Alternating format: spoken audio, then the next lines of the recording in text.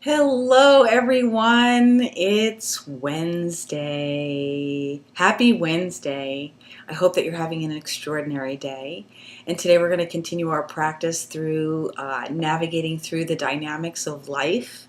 Yesterday I shared with you that there was an unanticipated event that took place in my life last Friday, which sort of knocked me off kilter and knocked me off center, and I found myself practicing very, very diligently all of the spiritual laws of success, and all of the tools and strategies that I could think of to continue to move myself forward. So as it relates to today's practice, the law of least effort, remember today is the day that we are to do, right? Today's practice is all about acceptance, responsibility, and defenselessness. Well, let's bring you back to last Friday when I learned that my home had been burglarized. Certainly not an event that I had anticipated, nor was it an event that I welcomed into my life, and yet I found myself having to practice the law of least effort very, very diligently. And in general terms, generally speaking, this practice of this law is challenging when things are going well. Now let's throw a monkey wrench into the whole situation and throw an anticipated event into play, and suddenly we start to see how this practice becomes extremely valuable and extremely important to remember and to consciously apply. So I had to accept the event as it took place. It is what it is. It wasn't what I wanted, it wasn't what I hoped for, and yet it is what it is. And I had to find myself breathing through this moment. The moment that I realized that I had been burglarized, my body felt like a surge of panic, a surge of emotions, and that was just the beginning. In a very, very short period of time, from the moment that I recognized what had happened, for hours and even days to come, I experienced a spectrum of emotions that in a short period of time that I can't even begin to express to you. I was all over the board between panic, fear, anger, resentment, sadness, nervousness, anxiety. It was everywhere. I was a bucket of nerves, and for me, that is just so unlike me. Usually I am centered. I am my feet are on the ground. I'm objective about things, and yet that was still present, and yet overwhelmed by all of these emotions that I was experiencing. Well, if you recall on several of the previous videos that have been shared, we talked about the 90-second rule, right? Today, when we experience emotions, we are to remember that it takes 90 seconds from the time we have a thought for that emotion to run through our circuitry so that it finishes processing and we can transcend it or be free from it. 90 seconds. Let me tell you how many times I had to apply the 90-second rule, because here's the deal. After 90 seconds, if we just move forward, all is well in the world. Until there's another trigger, until that thought comes up again, and then we have to rerun that emotion through the circuitry. Well, there were a lot of triggers. Every time I got a call from the police, or the police were at my house, or the window repair people were here, or the alarm people.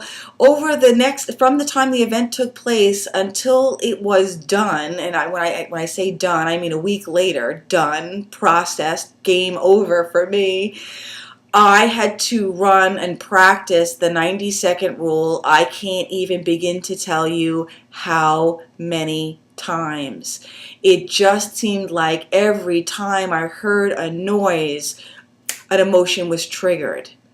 And I had to rerun the circuit, because the last thing that I wanted to do was get sucked into the undertow and let my mind and my internal dialogue take me to places that I didn't want to be.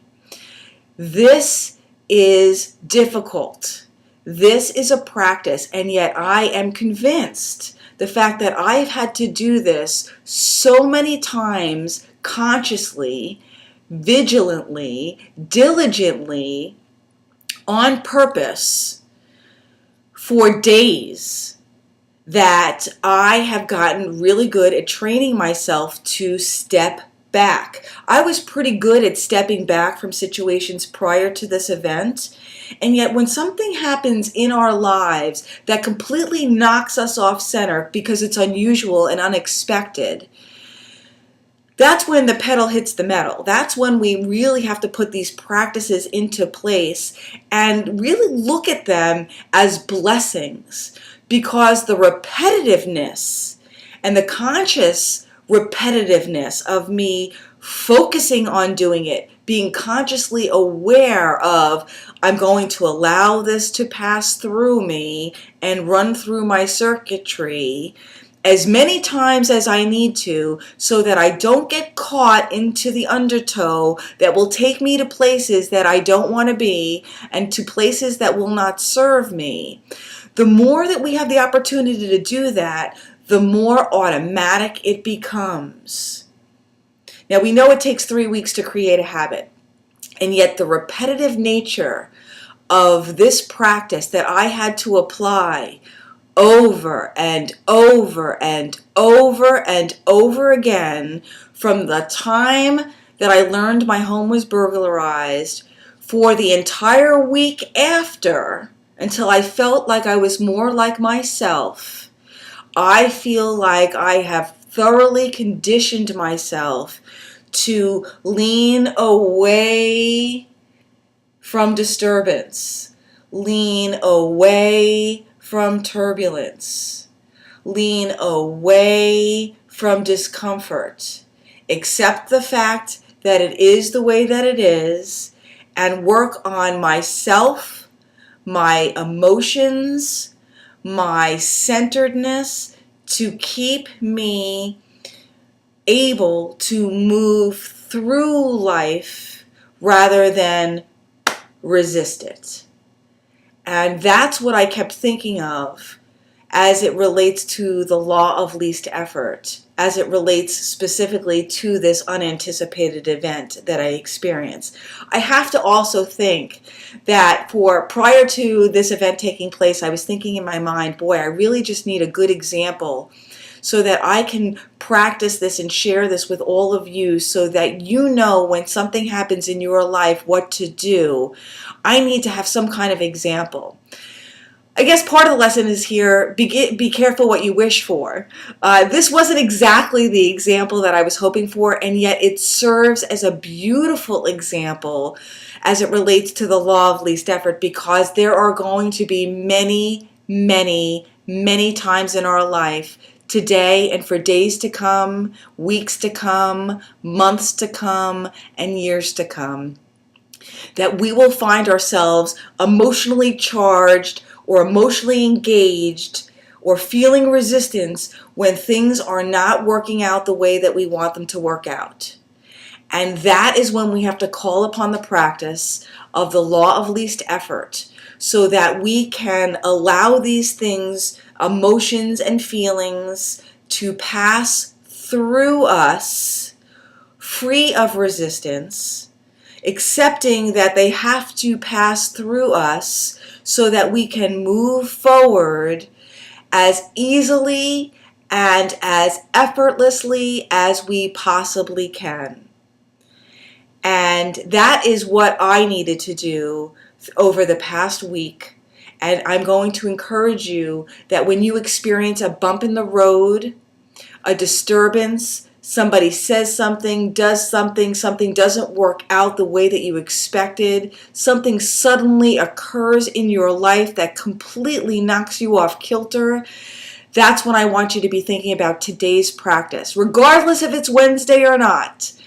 That's what I want you to be thinking about. I want you to be thinking about centering yourself, leaning away from the disturbance, leaning away from the turbulence, and allowing them to move through you, and continuing that conscious awareness and conscious practice as many times as you need to keep yourself disengaged from resisting events in your life and becoming engaged with accepting them and allowing them to move through.